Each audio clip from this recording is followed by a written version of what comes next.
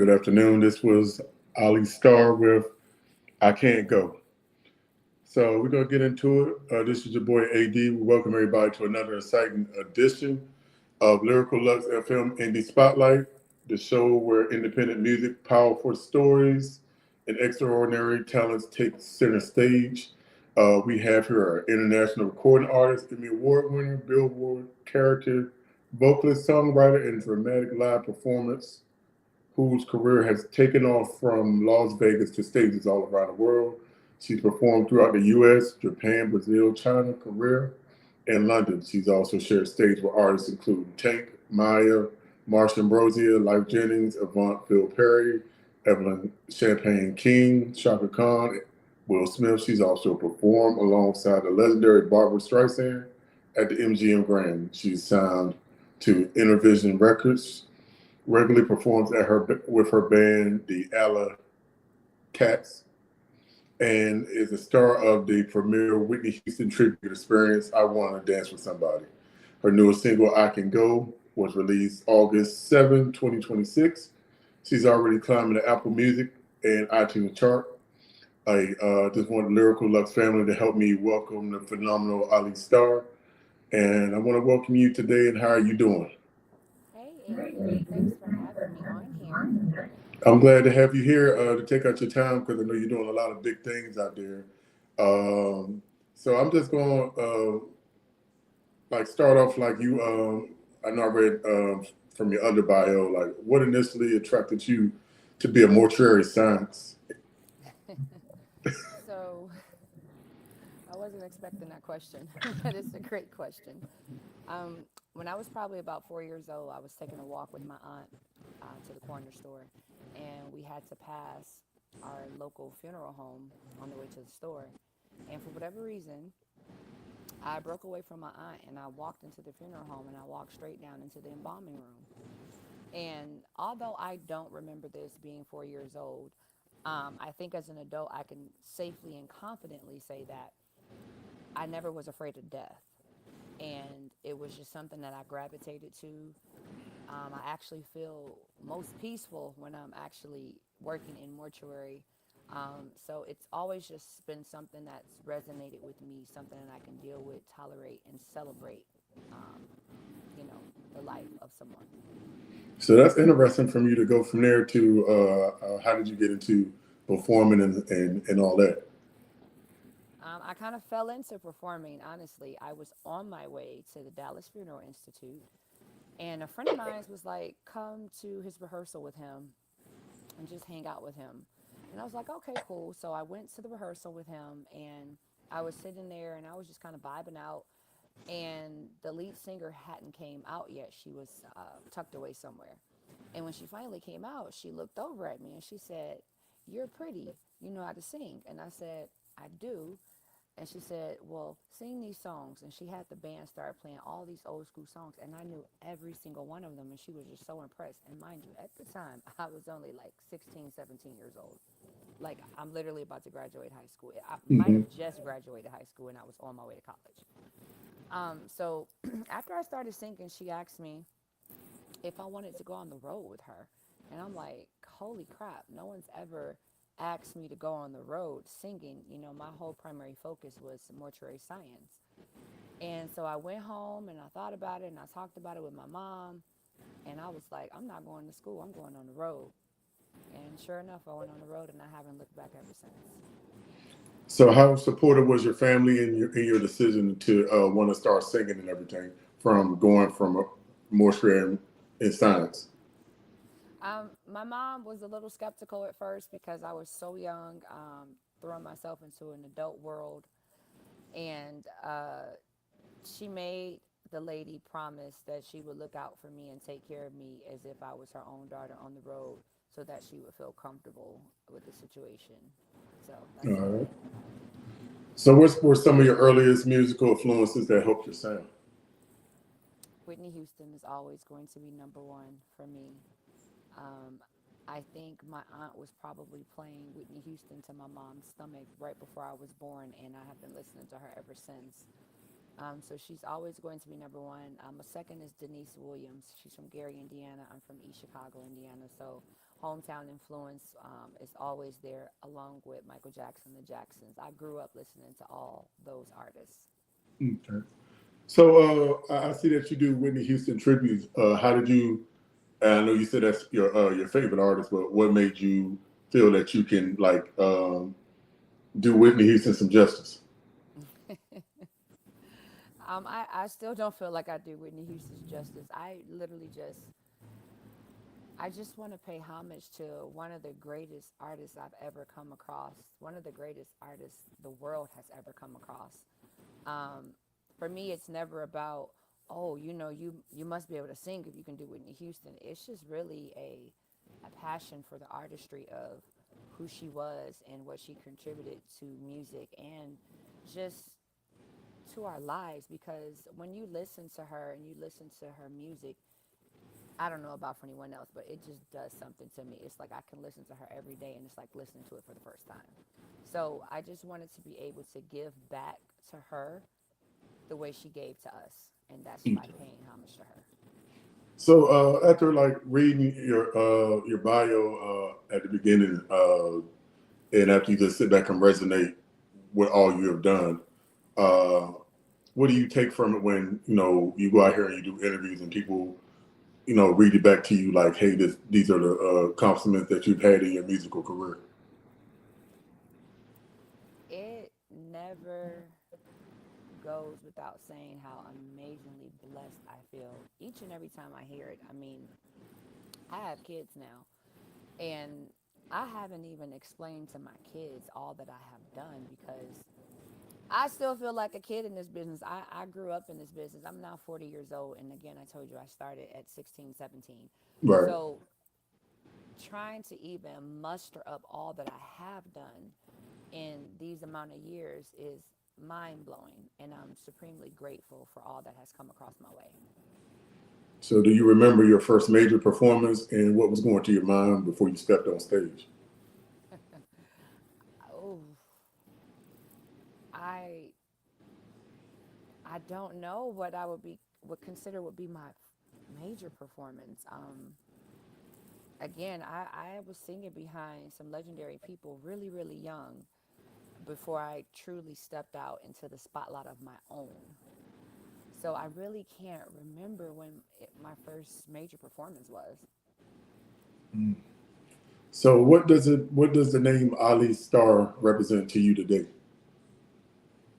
Resilience. I've been through a lot in this business, and when I morphed into Ali Starr, because I didn't start off as Ali Starr, when I morphed into Ali Starr, it was about stepping into my own, being able to show the world that I didn't need anyone behind me or beside me, that I was truly able to step out on that stage and be who I was. So your career has taken a lot. It's taken you around the world. Many artists dream about performing and perform international, Indian and mainstream artists. But you have actually lived that experience in several different countries. So how does that feel that you one day you can tell your kids, hey, I perform states and abroad? Well, that's actually one part of my life my children do know because Okay.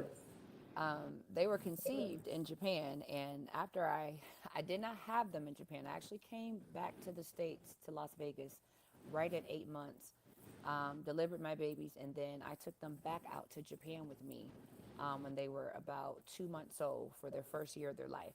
So they grew up in Japan for their first year of their life. So they're a part of my international story. So that part of my life they do know about. So how does it feel when I guess because I know music is different from the states than going overseas. So how does it feel like when you go overseas and like people hear your music and they're like they're singing it along with you. They see you and they're like, can I get autographs? I really love this song. This song really resonated with me. How do you feel when you hear those type of things? It's a surreal feeling because, for one, I don't feel like nobody's celebrity. But when I'm overseas, I am absolutely treated like somebody's celebrity. And it almost catches me off guard almost every single time because it's like, this is the life that I live. And I'm so, so grateful for it. But sometimes it could be a little bit overwhelming because not only am I Alli Starr, but I'm actually just Alexandria. And those are two separate people. And sometimes when I want to be Alexandria, I have to be Alli Starr. Hmm. So, again, it almost always catches me off guard every single time. Okay. So, and I know, because I've had artists that I've spoken with that also say that the music reception they get is different overseas than in the States. If that's something that you can expound on, because I know sometimes we hear the music and I guess we're so spoiled to hearing, good music or whatever. But when we go overseas and it's like, hey, they're bumping it. Your tops in the charts overseas, and Yeah. how does that feel? I couldn't believe it. Being in Asia and performing in Asia and looking out into an audience of people that I know don't speak English, but they're literally singing it verbatim right back to me is such an awesome feeling. Like, we're connected. Music truly connects us. And when you're overseas as an artist, you really feel the love because they take their time to study who you are, for one. Right. They know damn near more about you than you do about yourself. And I mean, it's just an appreciation and just showing love and just the support that you get. It's unmatched, actually. So, with that being said, do you feel like people in the states don't take the music seriously like they do overseas, or pretty much they just don't know how to because they're so used to hearing it? It's like they just expect to hear like good music all the time. I don't even really know how to explain how we act over here when it comes to music. We are very, very fortunate um, to not have the type of censorships that other countries do Right. have.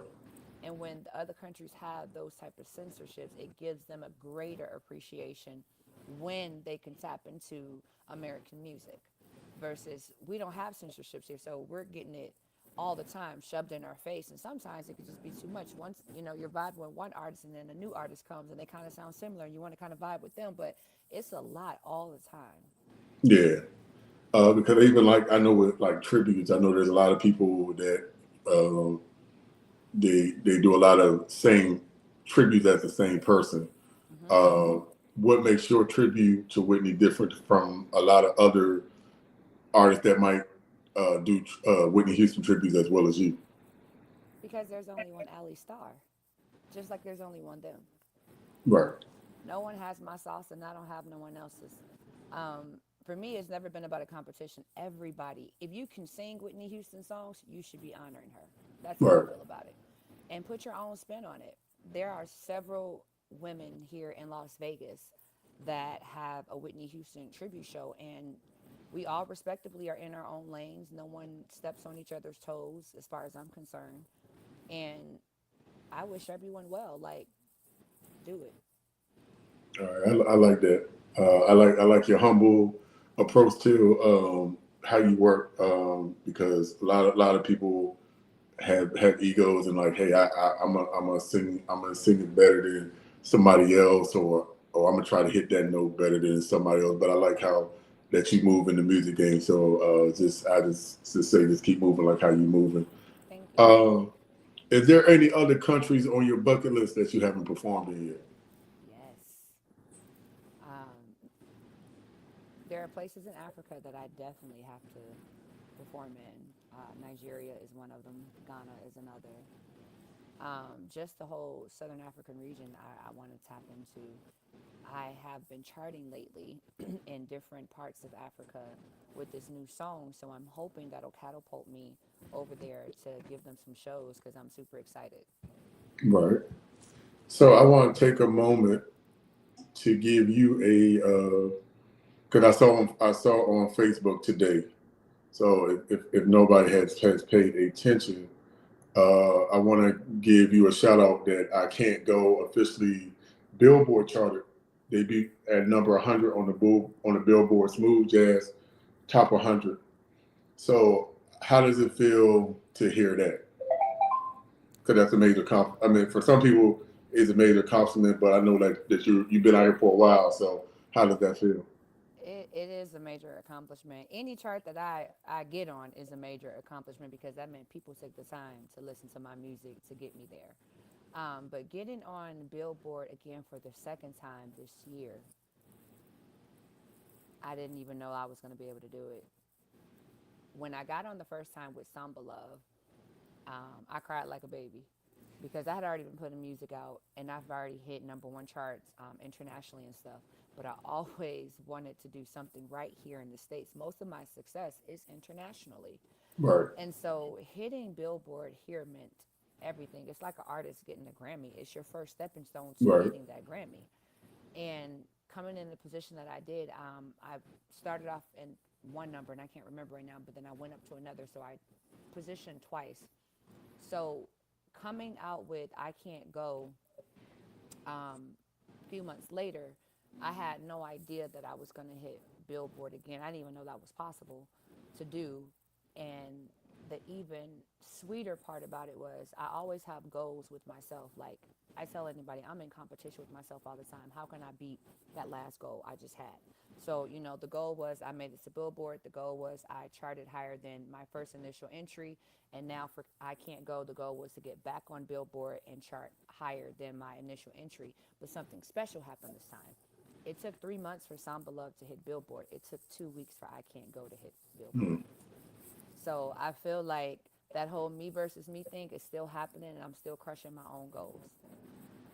So, with that being said, like, what advice would you give, like, to any artists that's starting out, that's trying to, not gonna say emulate, but want to be great like you are out here in the game? Slow and steady wins the race. Don't think you have to keep up with somebody else's journey. That's where you'll go wrong. And I mistakenly had that mindset for a little short time until I got it together and I realized that it is just me versus me. I have to strive to be better than who I was yesterday, not better than the next artist next to me or the next artist coming before or behind me. I just have to be better than who I was. So I always try to keep that in mind. I always try to tell other artists drown out the outside noise, stay true to yourself, get the help that you need to get to where you want to go, but don't let other people dictate where your journey is supposed to be. Stay true to your own journey. And if I hadn't done that, I don't know where I would be as an artist. Probably somewhere unhappy, which is why I switched from R&B to smooth jazz because my heart and soul resonated in this genre. Right. So, with you switching over and just uh, doing what you're doing in the game, uh, what challenges did you face?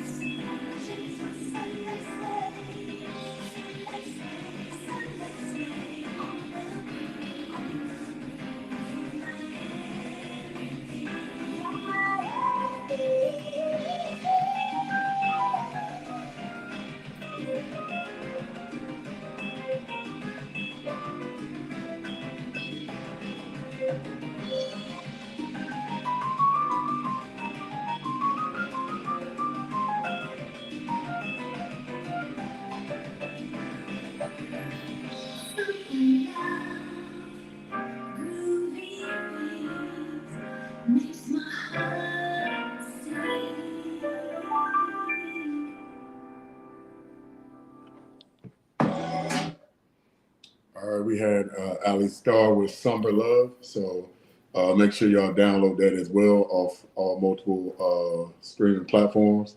And let's I know it's topping charts, but let's keep it going. All right. So, where we at? So yeah. So you have worked with some amazing people. You shared the stage with Tank Meyer, Marsha Ambrosia, Life Jennings, Avant, Phil Perry, Evelyn Champagne, Shaka Khan, Will Smith, and Barbara Streisand. When you look back over those names that you performed with, what is the feeling that you've gotten to be able to grace the stage with some true goats out there? um, well, a lot of those, like Maya, Tank, Marsha Ambrosia, Life Jennings, I opened up for all of those amazing artists. And it was, being fortunate enough to be in one of the popular clubs here in Las Vegas that I headline, that we used to bring in celebrity guests after my show was over for them to perform.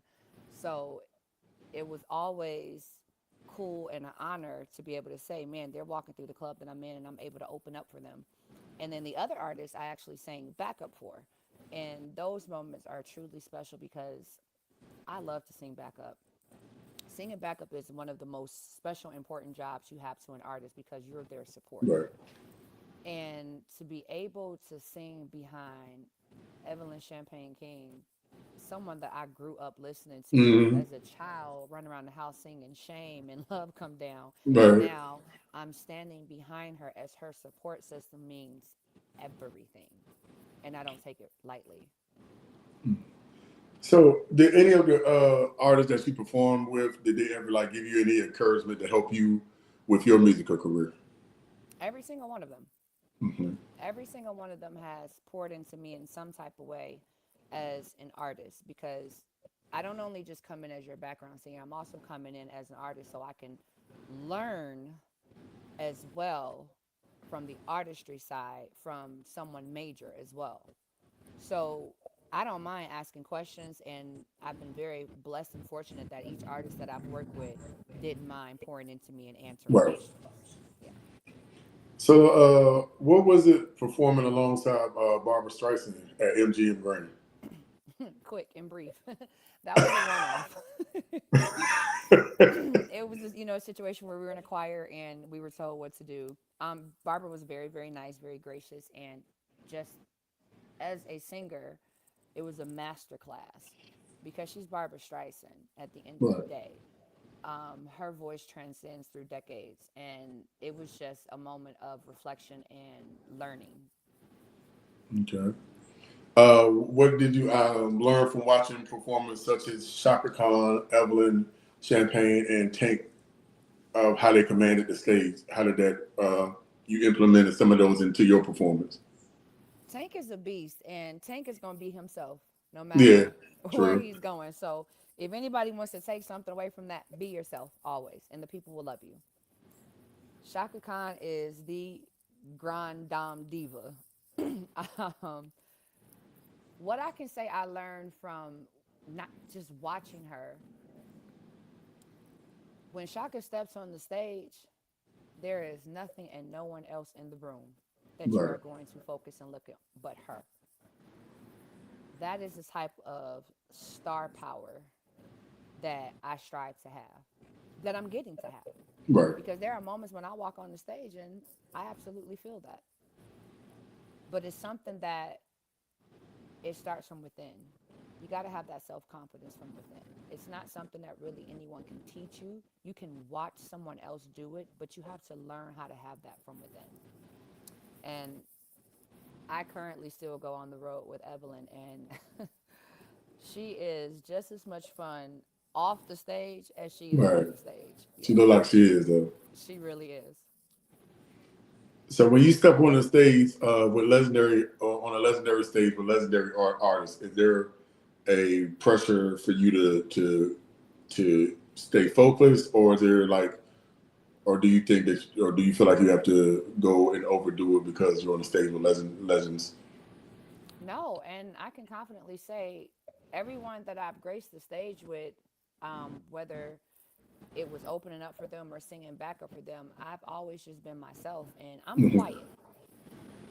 I don't have to be the loudest person in the room. I'm never going to be the loudest person in the room because I like to sit back and observe. So 9 times out of 10, I'm probably off in the corner just kind of watching and observing what's happening. And when it's time for me to step on that stage and shine, that's what I do. And then when I'm off, I'm back to being quiet and reserved. Ain't nothing wrong with that. What accomplishments are you most proud of, or what is the biggest thing that you take away from your performances doing being the shy person? My biggest accomplishment thus far to date happens every time my kids say they're proud of me. True. I do this for them.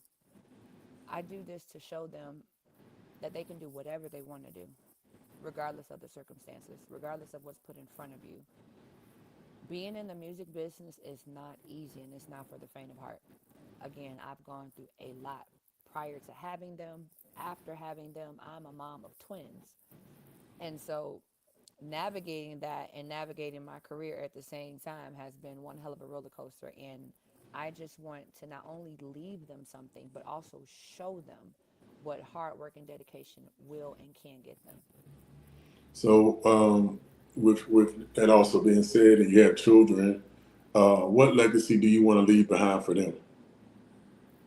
Well, my daughter is in music. She gets it honestly. Both her parents have musical backgrounds, so I'm not surprised. But the legacy that I am going to leave them will not only be through music, but through entrepreneurship, through my other businesses as well, with trucking and starting a resource center for autisms with adult because my son is autistic and I definitely want to leave him something that he can be proud of and say that his mom started and he's taking over. I like that. Yeah, because I have a 15-year-old daughter. She plays violin, so every day doing this, interviewing and stuff like that, pretty much uh, want to show her like pretty much the same thing. You know, she when she hears it, she can be proud of what I'm doing as well. And I know that with being musicians and artists, we always got to be Superman and Superwoman, and we gotta. Sometimes we can't always take the gig, and because it's you got kids, and it's usually family first, and sometimes people don't understand that. They just feel like, hey, like we need you here.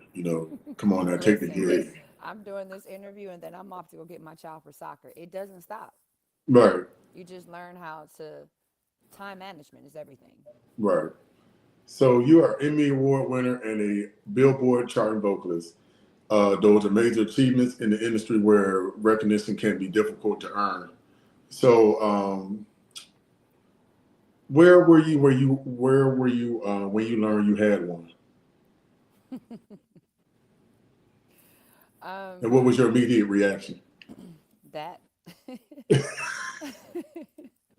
there there is there's been a lot of controversy behind this Emmy, and AD, I tell you, when the story will be told, it's going to blow a lot of people's minds. Mm-hmm. It's part of the fight of being seen and recognized, and the people that will try to not give you what is yours and what's due. So when you say what was my reaction when I heard that I won, I snickered because I knew it was going to be a fight coming along with it. And it has, but I won because God Yeah. will never, ever, ever leave me out of the number.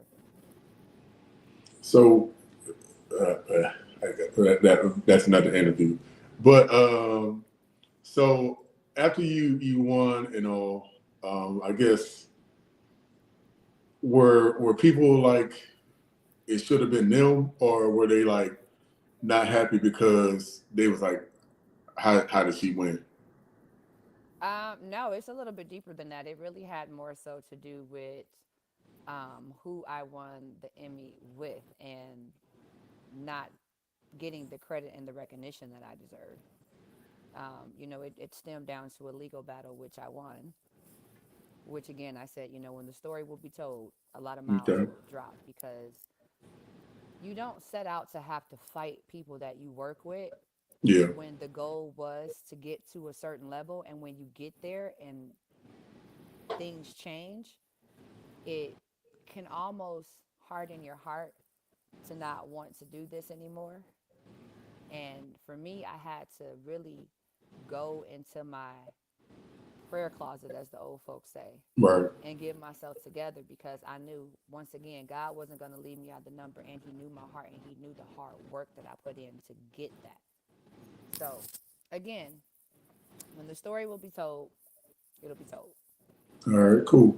So I'm glad that you didn't let that distract you or derail your career, because I know a lot of people would have let that, broke them and be like, I don't want to do this anymore. But I'm glad that you keep moving and you keep proving the naysayers wrong. So uh, I just want you to do is pretty much just keep making this good music that you're making and crossing barriers and and getting people in tune to what you're doing. So I commend you. Thank you so much. So we're gonna talk about your newest single, I Can't Go, released August 7, 2026. The record is steady moving up the Apple Music charts. What inspired the song for you? Um, Honestly, the song is part of going to be a part of my album, which is called Situationship, which says a whole mouthful in itself about the ups and downs of relationships, the good and the bad, the ins and outs.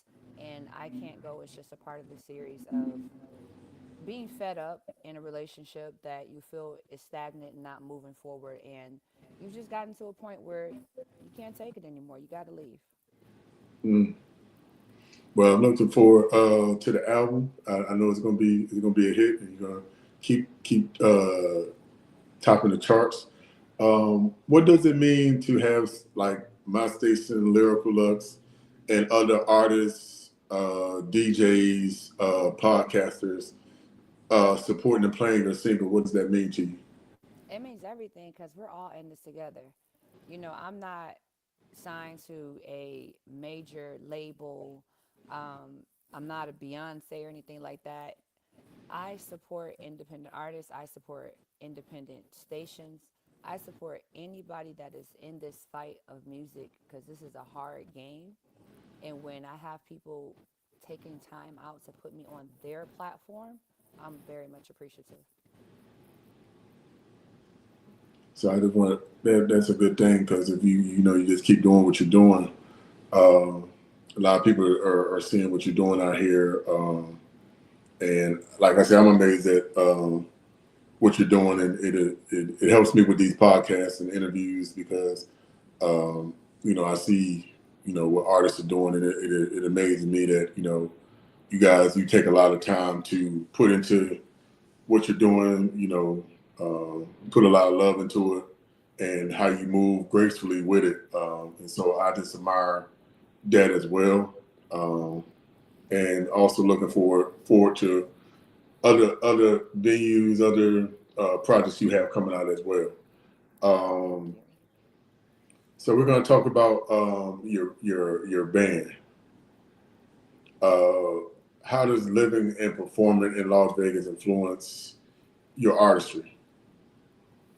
I has a big influence. I mean, I live in the entertainment capital of the world where anybody in the music business wants to come through Vegas and do a show. Right. That is a prestigious thing to have on your resume to say you headline Vegas. And I live here and I headline twice a week. And I have been um, for over 10 years now. So I also feel like, I put in my time and my dues. Like I said, I've been doing this since I was 16, 17 years old. So to get to where I am at 40, I put in my time. Hmm. I've done a lot of things in Vegas. I've headlined a lot of shows. I've been on multiple billboards in Vegas. Um, the only thing that I haven't truly have was my own headline residency on the strip. Right. So, that's always a goal, and we're going to get there. I'm confident that we are Yeah, it's definitely going coming. to get there. Yeah. So it means everything to be able to perform in Vegas. All right. So tell me about the Alley Cats. How did the band come together?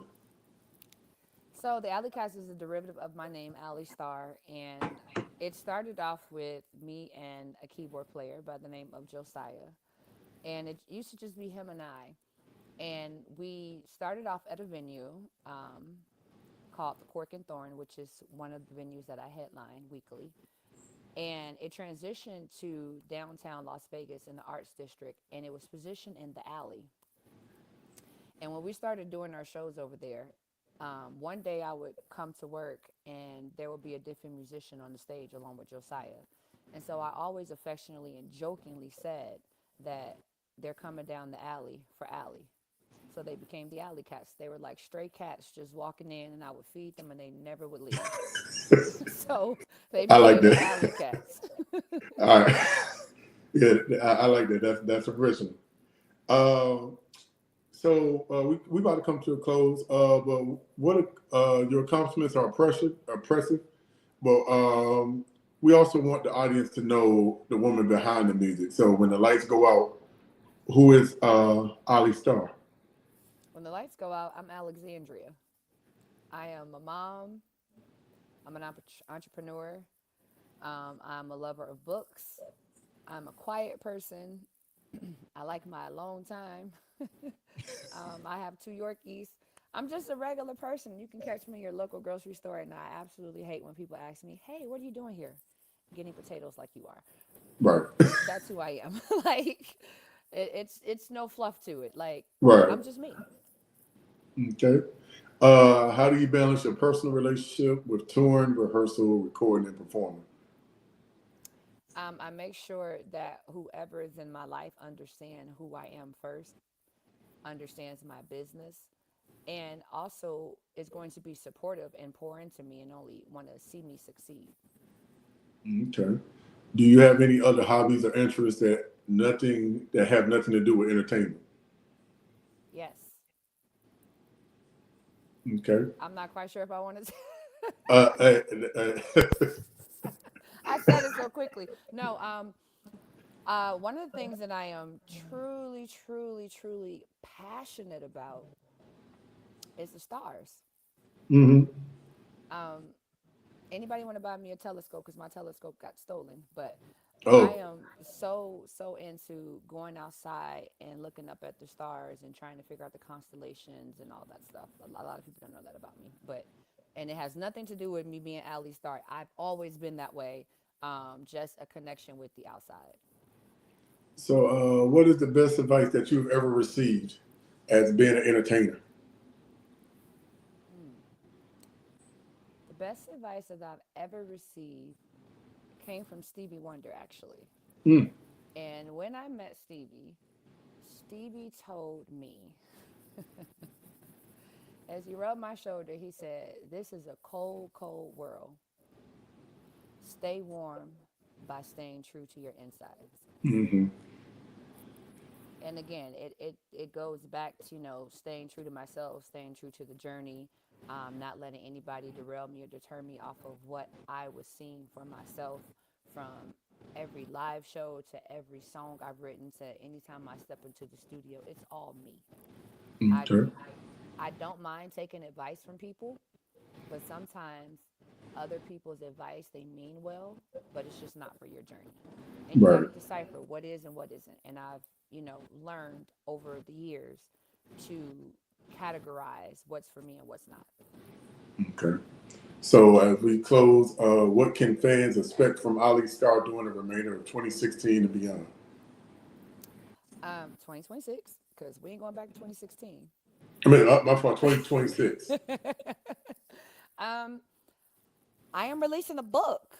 I am going to Okay. be releasing the book towards the end of this year. Um, so you definitely can expect that. I am currently still finishing up the album right now. I may release one more single. I'm not sure. But I'm definitely going to be releasing the book, and the book is kind of going to coincide with the album. So you'll have a visual, a reading visual, and a musical to kind of compare the two, and like, oh, that song was about this chapter, and oh, she was talking about that person when she wrote that song. So Right. yeah, that's what's coming. So, do you? I'm gonna get the floor to you.